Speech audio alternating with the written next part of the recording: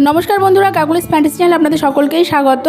आज के এই ফুলদানিটা দেখাচ্ছি, দেখুন ফুলদানিটা কেমন লাগছে। এটা কদিন আগে কিনেছিলাম, একদম ফুলদানি সঙ্গে ফুল। আর রাহির অবস্থাটা দেখুন, সকালবেলা ব্রাশ নিয়ে বিছানার মধ্যে দুটো মিলে যে কী দুষ্টুমি করে মানে বলার মতো না। যতবার বলছি বাইরে নিচে নেমে এসে দাঁত ব্রাশ করো, হবে না। আর একজন দেখুন ব্রাশ নিয়ে কি শুরু করেছে, মানে সে যে সকালে উঠে এদের বিভিন্ন বাহানা, তারপরে ব্রাশ নিয়ে ছুটতে পালালো। এবার যাচ্ছে আয়নার সামনে, মানে দাঁত মাজে, সেটাও আবার আয়নার সামনে বসে দেখাচ্ছে যে কীভাবে দাঁত মাজাতে হয়, সেটাও মানে সবাইকে দেখায়, প্লাস সঙ্গে নিজেও দেখে যে নিজেকেও কেমন লাগে দাঁত মাজলে পরে। আসলে কি বলুন তো, আজকে গতকালও স্কুল ছুটি ছিল, আজও ছুটি, এবার রোববারও ছুটি থাকবে, সেই কারণেই। আর এটা একটু না দেখালে নয়, এটা হচ্ছে আমার বাপের বাড়ির একটা পুজো হয়েছিল, সরস্বতী পুজো। তো সেই প্যান্ডেলটা আপনাদের দেখাবো করে আর দেখানো হয়নি, তো ভিডিওটা করা ছিল, সেটা আপনাদের সামনে নিয়ে আসলাম। এটা একটা হাঁসের মতো করেছে, কি সুন্দর লাগছে না। আর এই দেখুন প্যান্ডেলটা পুরো মনে হচ্ছে কাচের মতো, খুব সুন্দর লাগছে। আর সত্যি প্যান্ডেলটা একদম মনে হচ্ছে একটা বরফের রাজ্যে আমরা রয়েছি।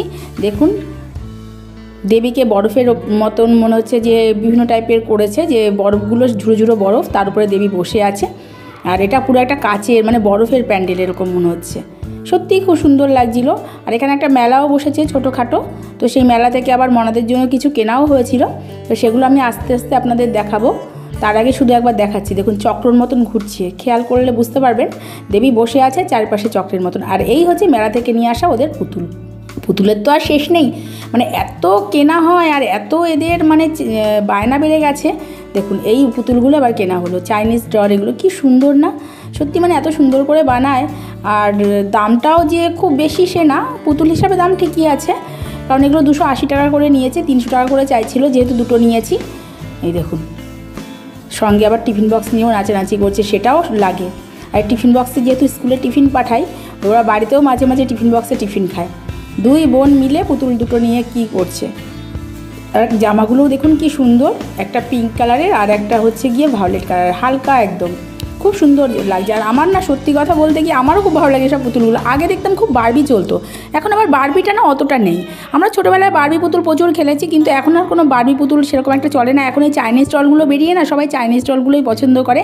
আর এত সুন্দরভাবে বানায় না, প্রত্যেকটা পার্ট টু পার্ট জয়েন করে বানায়। পুতুলগুলোকে পাশাপাশি রেখে দেখাচ্ছি, দাঁড়ান, কি সুন্দর, মনে হচ্ছে যমজ দুই বোন, ঠিক আমার রাহি আর রাইয়ের মতন লাগছে, তাই না? কি সুন্দর লাগছে।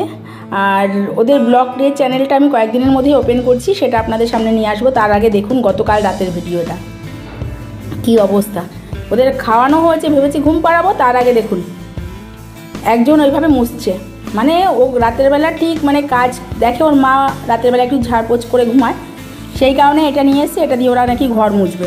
ঠিক আছে, ও ঘর মুছে নিক, ও ঘর মুছছে। আর একজনকেও দেখাচ্ছি সে কী করছে, দাঁড়ান। এই দেখুন সে তো বিছানা করতে ব্যস্ত, কারণ এখন সে ঘুমাবে, সেই কারণে সে বিছানা করতে, ওই দেখুন আবার ঝেড়ে করতে হয় কি করে, সেটাও ওদের মাথায় আছে। কারণ আমি এভাবে চাদরটাকে ঝেড়ে তারপরে পাতাই, সেই কারণে সেই বিছানাটাকে আবার ঝেড়ে ওই দেখুন মানে গুটিয়ে গেছে বলে ওটা টান করে ওটাকে আবার পেতে দিচ্ছে। কি বুদ্ধি ভাবুন তো, এই বয়সে কত বুদ্ধি হয়েছে। মনে হচ্ছে একটু প্রবলেম হচ্ছে ওর, ওই দেখুন আবার ওটাকেই করবে। সত্যি মানে এরা যে কোথা থেকে এদের মাথায় এত বুদ্ধি আসে, মানে যা দেখবে সেটাই এরা কপি করবে। যার জন্য না যে কোনো বাচ্চার সামনে আমার মনে হয় যে এমন কিছু ভালো কাজ করা উচিত যেটা দেখে ওরা শেখে, কারণ ওরা তো আমাদের কপি করে। সুতরাং অনেকেই আছে যে বাচ্চার সামনে বাজে কথা বলে, কিন্তু আমি বলবো একদমই ওগুলো করবেন না, কারণ বাচ্চারা তোতা পাখি, ওদের সামনে যেটা করবেন ওরা সেটাই শিখবে বা সেটাই বলবে। যাই হোক, আজ তবে এই পর্যন্তই রাখছি, এরপরে নিয়ে আসছি নতুন কোনো ভিডিও। নমস্কার।